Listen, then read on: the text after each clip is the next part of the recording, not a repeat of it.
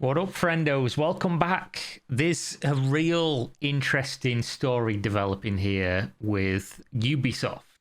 Everybody's favorite AAA slop producer.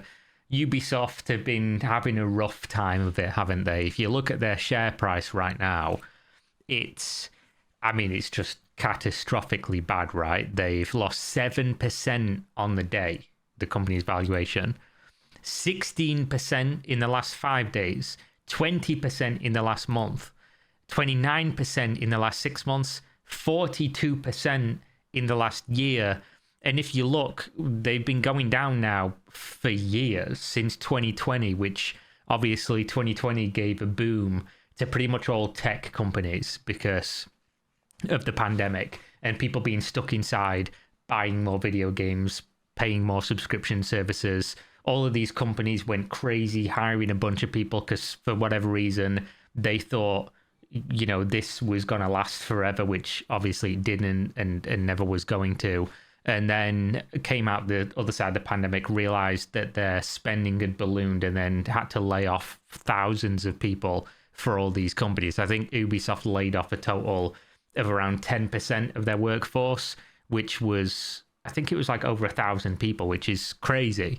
But basically, what's going on here is there's a hostile takeover brewing at Ubisoft. Essentially, what it is, all the founders of Ubisoft, I'm going to constantly change between saying Ubisoft. It is what it is. Just stick with it. All the founders, it's a French family, right? And the main guy is called like Yves Guillemot. Like, I don't speak French. I don't know what the correct pronunciation is. That looks like how it's pronounced. But basically, this dude's been the CEO since like the late 80s or whatever, since the company was founded. And they own roughly around about 30% of voting power on the board for the company, which means that minority shareholders and investment groups and things like that hold 70 in combination. Basically, people are really unhappy about this company because obviously if you invested in this anytime after sort of like 2016 began, which bear in mind a lot of other companies in tech have been going up in price, a lot of other gaming companies have either gone up or at least maintained value over the last like 4 or 5 years. Ubisoft has gone down drastically to the point where if you invested from basically like mid 2016, 2017, you'd have lost 2/3 of your money. If you invested in 2019 to 2022, you'd have lost something like 90% of your money. So obviously this is causing a panic. And what's happened is Ubisoft have repeatedly tried to hit quarterly earnings and to short term make it look as if everything's going okay to get the shareholders, happy. But long term, the company is fucking bleeding out, basically. The company's doing incredibly poorly. And this is evident from things like Skull and Bones, right? We all remember Skull and Bones. Let's take a look at what's happening with Skull and Bones. You'll remember the CEO said, this is the world's first quadruple A game. Why was it called quadruple A? A term that doesn't exist. It's because they spent about $200 million and 11 years making a game that currently has 672 players online on Steam. And you can play on the Ubisoft thing, like the Ubisoft client, so there's probably more than this. But if you take this as like a barometer, I guess, to look at the data of the player retention, player base is going down since the game came out. It's not going up. And the game, for some reason, is still £50, which is like $70 or some 60 something US. Yeah, there you go. It's $60. This game is not worth $60. It was not worth $60 at release. It's a fucking sloppy, not great game. 65% review score on Steam. And why I'm showing you this is, well, there's a couple reasons, but just bear with me. Firstly, I have a thesis on the games industry, and let me know if this makes sense to you guys, because I was thinking it over while I was reading this incredibly funny document that we're about to go over that's basically calling for all minority shareholders to band together and fucking kick the CEO and his brothers out of the company which is hilarious. So we'll go over that in a second. But what I was thinking of is we're going to see way more big AAA companies releasing very expensive games that are going to fail spectacularly, worse than we've ever seen in the industry before. Now, why do I say that? Is it just because of recency bias of $200 million Skull and Bones not doing very well, definitely not recovering that cost ever, a mediocre shit game that you might as well just play the free version called Sea of Thieves and you'll probably have a better experience. And of course that game has gone from strength to strength and this one's gone from weakness to weakness. And then we have Concord, another allegedly $50 to $200 million project that came out and has failed like nothing we've probably ever seen in the industry before. Is it because of that recency bias or is it because it makes sense? Let's put the theory forward.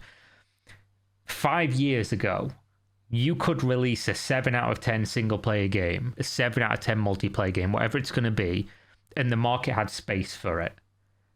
Nowadays, there is no space for a 7 out of 10 game because people now more than ever, all these companies wanted their live service games right. They wanted their League of Legends, their Counter-Strikes, their Dotas, their Destinies, their Fortnites, their Rainbow Six Siege. They wanted these live service games. They wanted to release something and have people play it for a long time and earn money perpetually.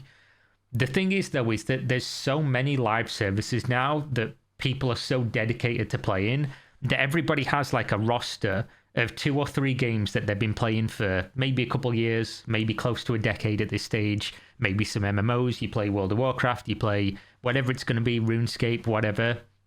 But then you have basically those games that you play that are in your roster are going to take up part of your year, a good chunk of your year of gameplay time. The rest of the time, you are going to play whatever the indie hit of the month is, which we get one basically every month or two. We get something that comes out, nobody expected it, blows everyone's expectations. They start playing, it's a Pal World. It's Helldivers is obviously not an indie game, but you know what I mean, like a game that sort of like takes the industry by storm for a few weeks, a few months. Even tiny indie games like what was the Zombie Survivors, a Stardew Valley, these games that come out, there's so many examples of them, like Phasmophobia when it first released, Lethal, whatever it was called, the one where Lethal Company, that's the one. These games that release that everybody's on, Among Us, you know, I could give you more examples, but you know where I'm going with this. Everyone stops what they're doing on their live service games that they've played for years and they hop on that one and they play that for a little while. Then they're back on the games that they were currently playing. Then there's like 4 to 6 Game of the Year contender games that release every year that are like solid 9 to 10 out of 10 games that virtually everybody plays, right? They flock to these games and the majority of the market goes to those. There is no space anymore, especially because of subscription services like Game Pass. There's no space for a 7 out of 10 single player game or a 7 out of 10 live service game to come out, cost $60 or $70 on release, have other things you need to buy probably, and not be a Game of the Year contender game. There's no space for this. Like, most people are not going to buy those games. They're going to look at them and they're going to say, Star Wars Outlaws, right? Perfect example, because we're looking at Ubisoft. Star Wars Outlaws is like a 7 out of 10 game. It probably could get to an 8 if the launch wasn't shit and had problems because it was rushed out. Another problem with big companies you'll notice nowadays. A 7 out of 10 game that's like $60 on release, that has season passes that you need to buy if you want all the content, bringing it to like a $100 game. Fantastic, right?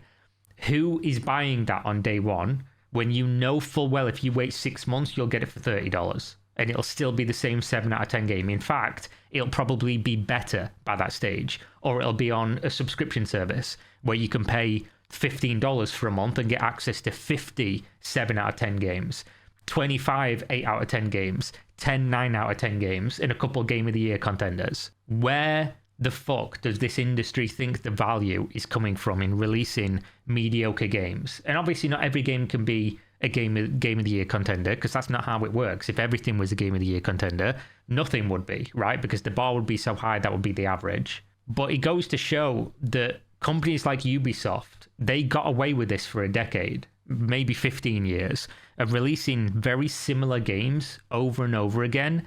And then what Ubisoft have done is they've said, we can't just rest on our laurels of our big franchises, or Tom Clancy's, or, Rainbow Six, it falls into that, Splinter Cell falls into that, or Watch Dogs, or Assassin's Creed, or Far Cry. Games like this, we can't just do those. Let's make new IPs, let's make new games. And most of the stuff that they've released over the last 4 years or so has been a mediocre game. It just is what it is. And the market's rejecting things like that more and more now. There's just no space, there's no time, there's no good value proposition of these experiences. And we're seeing that more and more, and we're going to see it more and more. People have already decided now they have their games that from studios that they enjoy. They have genres that they enjoy, and these middle of the road aimed at the general audience. That audience is shrinking because they're niching off into other stuff, and they're having so many games bombarded at them all the time that if your game's not a standout, they're just not going to buy it. Not on day one, maybe not on day 30, maybe in a sale when it's 70% off, they'll get it. But this is causing a big fucking problem for companies like Ubisoft. This is observable, I think. You can look at a lot of the games that they've released, even ones that are considered above average. They're not really talked about. Prince of Persia, the new one that came out, this is not gangbuster numbers. This is not surprising anybody. This is not a crazy game that you're looking at and thinking, we're banking on this one doing great. And the result is, as you can see, if you bought at the beginning of 2021, everything was going great. And then if you were 1 year later, you've halved your money. If you were a year after that, you'd halved your money again. If you were a year after that, you'd halved your money again. So people are obviously panicking, right? People are very upset and they're going crazy because they've put a bunch of money into this company and it's just being devalued constantly. And the reason... This is very unprofessionally written, by the way. I'm just going to tell you. It's a fairly long read. I'm just going to read you out the parts that are relevant to us as gamers, because a lot of it's investor-related stuff. This is a letter sent from a minority stakeholder in Ubisoft that is directed to the board of directors, members of the committees, Ubisoft Entertainment, the CEO, the chairman, Ubisoft as a company, Tencent, the family company, the Guillemot Holdings, Ubisoft shareholders, and then a bunch of other private equity companies, right? These are private equity firms, I believe. Vivendi, Blackstone, you'll recognize Vivendi. I think that's the big French company that used to own Blizzard, or had a large stake in Blizzard. I don't remember. It's fuzzy. It's 15 years ago. So, dear members of the board, dear fellow shareholders, as a significant minority shareholder in Ubisoft Entertainment via AJ Investments and our partners, we are writing to express our deep dissatisfaction with the current performance and strategic direction of the company. The recent quarterly results, which included the postponement of games like Rainbow Six Siege and The Division into the 2025 lineup and a lowered revenue outlook for the Q2 2024, have heightened our concerns about the management's ability to deliver value to shareholders over the long term. Share price of Ubisoft has decreased by more than 40% over the year compared to the rise of its competitors and indexes. Now, why this has popped up is because people are doing the meme of, lol, Star Wars Outlaws is so bad it's killed Ubisoft and the share price has gone down by, 7% since it came out, or 10% or whatever it is. It's funny as a meme, but if you just zoom out, this game is not the reason that the company's doing badly. The game is a symptom of the company doing badly, and it's just a culmination of a loss in faith in the company, because one game coming out doesn't make a share price fall that much unless it's a fucking Concord level disaster, maybe. The reason it's fell right around now is because it's 4 years of failure. It's 4 years of expectations not being met, and it's just another example of it's a game that they thought was going to do good numbers. It hasn't done as good numbers that they wanted. It was rushed. It had problems at the launch. It was clearly not ready to come out. It's a massive franchise. It's Star Wars. It's a game that should have done crazy numbers. And this was always going to happen, whether it was this game or another one in 2 months or 6 months' time. It's because nobody has faith in this company or the leadership anymore. It's not specifically that Star Wars Outlaws did anything. It's that there's a 4-year build-up of everything's gone wrong. So even if this game did really good, if it didn't do fucking amazing, this same thing would have happened. So basically what they're saying is, we think Ubisoft should be worth 40 to 45 euros per share. Obviously, they don't get to decide that.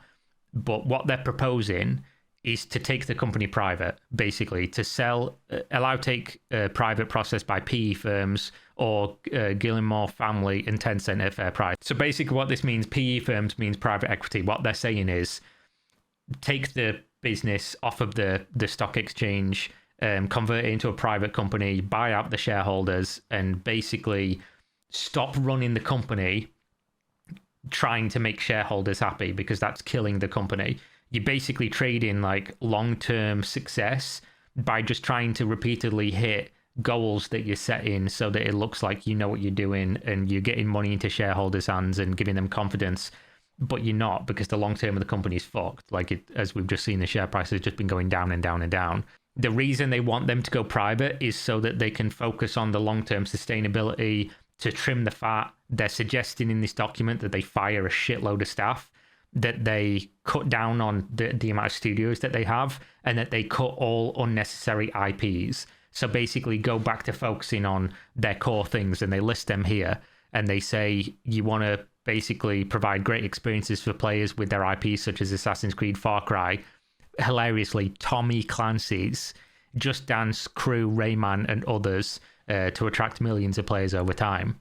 There's some funny things in here. So this particular statement here, it says the main reason why the valuation is so low compared to the peers is that Ubisoft at current state is mismanaged and shareholders are hostages of the Gilmore family members and Tencent, who take advantage of them. Management is focused on pleasing investors with beating quarterly results and not focused on long-term strategy to provide exceptional experiences for the gamers. Our company has extensive knowledge about the gaming industry, and we were long-term shareholders in Activision Blizzard. And this is the funniest fucking part, by the way, because just imagine what they're saying, and it does outline later that they are trying to get either the family to agree and buy everybody out, or sell to private equity and go private, or to essentially hand over the company to all these people, the minority shareholders that make up the majority of the company. And listen to this. We started our Ubisoft position a couple weeks ago and still adding to it. They've been in for a couple weeks, and the first thing they've done is said, right, boys, get the fucking ropes. We're doing a classic. We're doing a French coup. We love a good French coup.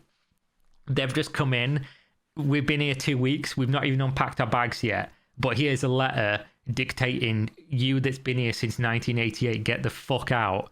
We're here now. This is our company. It's so fucking funny. It couldn't happen to a nicer company, by the way, Ubisoft. Couldn't happen to a nicer company. We cannot understand the decision-making process of current management that is focused on releasing multiple average games per year that are harming Ubisoft's reputation among gamer community, instead of focusing to provide hit games within its exceptional franchise portfolio. This is not wrong, by the way. We've been saying this for years.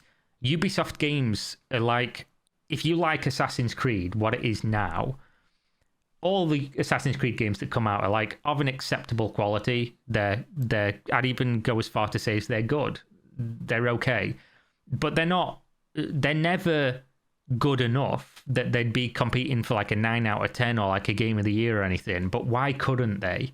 Like, they've got so much experience making these games, and the worlds are always well crafted, but they just don't do enough. They're just as safe as possible to just be like, if you liked Assassin's Creed, the last 4 of them we made over the last 9 years, well, you'll like this one because it's fucking exactly the same. It's just slightly better graphically, and there's no new stuff to it. I guess they did change Assassin's Creed completely, but you could argue that's not even that great of a decision, to be honest, from what it originally was. And, you know, changing the fan base between, did you like actually being an assassin, or do you like playing essentially an action game now? more focused on combat and stuff like that instead of actually being an assassin. But they've not done anything crazy with it for years now. And you can look at that with a lot of their games. But the bigger problem than that is they've got a bunch of these other games that they poured money into, like, again, $200 million on fucking Skull and Bones. For who? Who asked? And obviously it's just a complete flop, and they're still trying to charge people $60 for it. Fucking madness. But obviously they're doing all this stuff, and then other games that are from IPs that people like, that people are expecting new games from, where the fuck are they? You know, when was the last time we got a Splinter Cell game? Like, when? Rainbow Six is basically being carried by the fact that they have Siege that's running. The Division were games that did well, and then as it's pointed out here, the Division Heartland, which was very much expected game from the gamers, was cancelled. Yeah. Skull and Bones release was not a success. Prince of Persia Lost Crown was okay, but not very impressive, as nobody talks about the game anymore. Yeah. Rainbow Six is doing great. Yep. You've got live service there that's doing fantastic, but obviously they want more. They always do. Nevertheless, franchises such as Rayman, Splinter Cell, For Honor, Watch Dogs are sleeping for years, despite these games are loved by millions of players all around the world.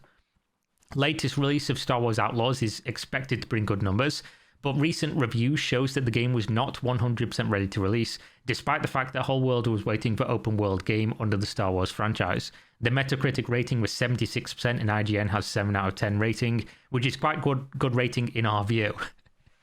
You've got low expectations, guys. A 7 out of 10, a 76.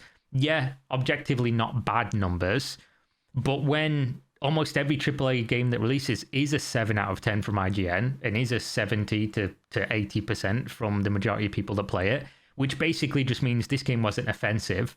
This game didn't harm me while I was playing it. It was like, okay, you know, I enjoyed my time with it, but that's not enough anymore, I don't think. It's enough if the game doesn't cost a whole bunch of money, or if you're banking on the game being like incredibly successful and making back what it cost if it did cost a lot of money. But nowadays, a 76 is not getting anyone's dick hard. Like, almost everybody's just saying, yeah, 76, I'll wait. You know, I'll wait 3 months, 6 months, a year. I've got so many games in the backlog, I might not even play it, because by the time I do get around to it, there'll probably be 4 Game of the Year contender games released that I've not even had time to play. Like, this is how the industry is now. The competition is crazy. For all the people that say the gaming industry is worse now, or it's going to the dogs, or you know, the game industry's dying, or whatever, as if they're doom and gloom. It's never been better. Like, we have better indie games and AA games releasing than ever before that put previous year AAA games to shame. And then some of the games that we see from AAA studios, games like Elden Ring and things like that, games from other countries that we traditionally wouldn't have ever seen before. Black Myth Wukong coming from China, a region that has never released a AAA quality single player game. Korean studios with Stellar Blade and things like that releasing games that they've never made before. Markets that are opening up and making games that are of a fantastic quality. It's never been better. And that is why you can't release 7 out of 10s anymore and just expect that your company is just going to continue to do well. So we can go through, and I'll just take you to... They make some accusations here that Tencent and these brothers, the Gilmore family, are specifically trying to shake out minority shareholders by having the stock price go down and then rebuying massive shares in the company so that they can increase their holdings basically for less money. That's essentially the accusation, as far as I understand, within here, because they're like, oh, Tencent invested $300 million in your other company, taking a 49.9% stake, and then you sold shares to them at 80 euros each, increasing Tencent's direct stake in Ubisoft to 9.99%. And then you went and bought a bunch of shares, bought 4 million shares at 19 euros each in 2023. And then they show what they're claiming is evidence of this happening. They also say that that's why these brothers, this family, and Tencent are blocking takeovers and blocking private equity that want to buy the company. Which, interesting if true, but not my area of expertise and not something I'm going to make any kind of comment on. So this is their proposal. This is what they want. Take the company private for fair price. We urge the board to consider taking Ubisoft private with Tencent as a significant partner and shareholder. So basically, buy everyone's shares for an agreed upon amount of money. Basically what Elon Musk did with Twitter. We agree that we'll buy all the shares at this amount. Shares all get bought. People get all that money. It would have to be significantly higher than the current price, because that's why they're putting 40 to 45 euros. That's what they're valuing the company at. And the company's currently at like 13 euros. So you'd be making a shitload of money if that was the case. But that's what they want. They want these companies to buy out everybody and take the company private for their own financial benefit. And also because obviously public life is not working for Ubisoft. You can clearly see that it's on a 4-year fucking downtrend. This shit looks like a cryptocurrency, guys. Like legit. If you bought at the peak, you're down fucking 90%. This is a shit coin. Ubisoft is a meme coin. You're buying fucking pictures of dogs, essentially, when you're buying into this company at this stage. In fact, some meme coins have fucking held up during a cryptocurrency crash better than Ubisoft has, which is crazy. What an indictment for your company. Especially funny as well, by the way, that this CEO repeatedly tried to cram NFTs in and kept saying, oh, gamers don't understand. We're actually doing this for you. It's better for you. It's going to be better for you. Yeah, of course it was. So basically they're saying we want you to go private because then we think that your quarterly results driven approach is harming the company, and then you'll be able to basically get new air into the company, and you'll be able to focus on the existing franchises and things like that. This would allow the company to address its issues away from the public market pressures and make necessary changes without harming minority shareholders, retail investors and pension funds that are victims of these efficiency problems and mismanagement by current leadership. If they're not interested, we urge the current management not to block any takeovers, as there are several private equity groups that would be interested based on our research. In the event of an offer from PE group or strategic investor, we urge them to accept this bid when this bid will be for a fair price. If this offer won't be accepted, we will sue for a reimbursement of damages. They're threatening lawsuits within this, multiple times, by the way, and using the French minority laws essentially to try and protect what they're saying. French and EU law provides comprehensive legal framework for the protection of minority shareholders and the resolution of situation of abuse of dominant position by controlling shareholders. As a minority shareholder, together with others, we'll use all legal possibilities to achieve our goal. Then their other proposals are basically fucking lay off loads of your staff and sell loads of your studios. You've already cut 10% of workforce. That's simply not enough. You need to cut more costs. You've said you're going to cut 150 million euros of cost by 2024 and 200 million by 2025. That's not aggressive enough. Fire more people, sell more IPs, sell more studios, get rid of people that aren't working on what we think are core games. This is what they're saying. And core games, in their words, are Rainbow Six, Siege, Assassin's Creed, Far Cry, Watch Dogs, Tom Clancy titles, such as Sprintle Cell, should be prioritized and cherished. I agree. And then hire a new CEO, basically. And then basically the brothers will advise the new CEO, essentially. So that's what's happening over in Ubisoft land. It's going fucking crazy. Now, do I think this is going to happen? Probably not.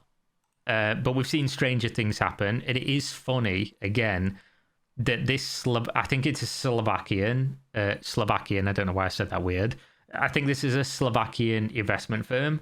They've come in and they're like, right, boys, we're in 1 week. Our feet are on the table. Get them out. Get them the fuck out. We're taking over. Like, this is our company now. Look at me. I'm the CEO now. Like, they've basically done that. They've taken over the ship, or at least they're trying to, which is hilarious. But what they're saying ain't wrong. If you were looking at this from like a gamer perspective, what is Ubisoft doing that's exciting? Every time that they release a new game, it just has problems. Optimization problems, the game's rushed, nobody cares about the IP of the game. It's not spectacularly stand out enough for anybody to really give a fuck. This is another one, right? This was a Ubisoft game. Immortals Phoenix Rising, another 7 out of 10.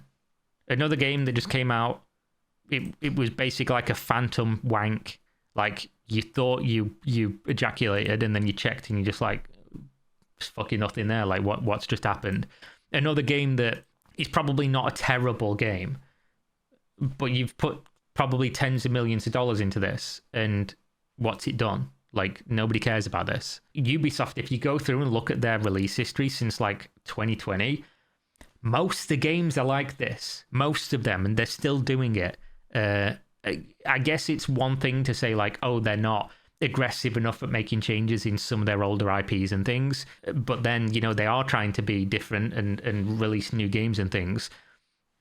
But there's a middle ground here of you've got to do something new. You've got to do something like, this was not a new game. People at the time were calling it a Breath of the Wild clone, basically.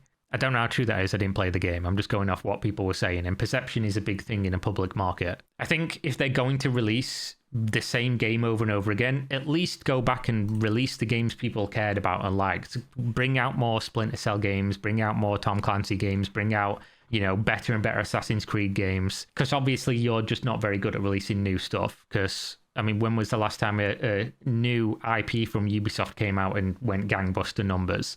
Somebody let me know in the comments. For Honor, I guess. For Honor kind of did well, right? I mean, it was very popular 6 years ago. Like, it's been... Was that a free weekend? Wow. No, For Honor was not as popular as I thought it was or remembered it was. I mean, probably not bad. I can't imagine this took, like, crazy amounts of money and it's lasted for a real long time. But when was the last... Let me know in the comments, because I honestly can't remember. But either way, I think we can leave it there. Ubisoft in big trouble, deep shit, as we like to say, because obviously this is not going away. It's not exactly like this chart's going to get any better, right? They were doing fucking great. They've had some rough times before and he's got them through it to new heights, but I don't know, man. You can't be doing this anymore. It's just not possible. I think the games industry is going to find out very quickly that what I'm saying is true. There is no space for mediocrity anymore. If you're an indie game, you can probably get away with it if you didn't spend a whole bunch of money and you're doing something that has like a very niche audience, and maybe the review score gets dragged down by it being a polarizing game. Some people loving it, some people hating it, a real Marmite experience.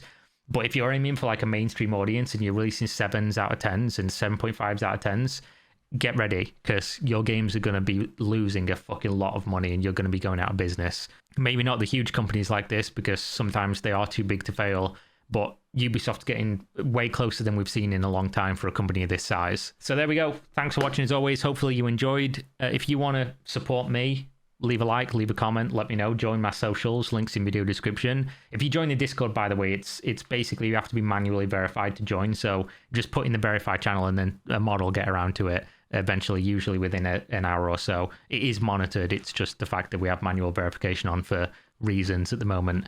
And also, if you want to buy Gamer Supps, definitely recommend. Lovely powder. You put it in water, you drink it.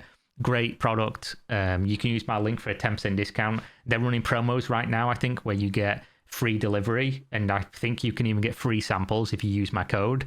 And yeah, there you go. Thanks for watching. Suggest me content on my social media stuff you want to see me talk about, investigate, look into, whatever it's going to be, and I will hopefully see you next time. Peace.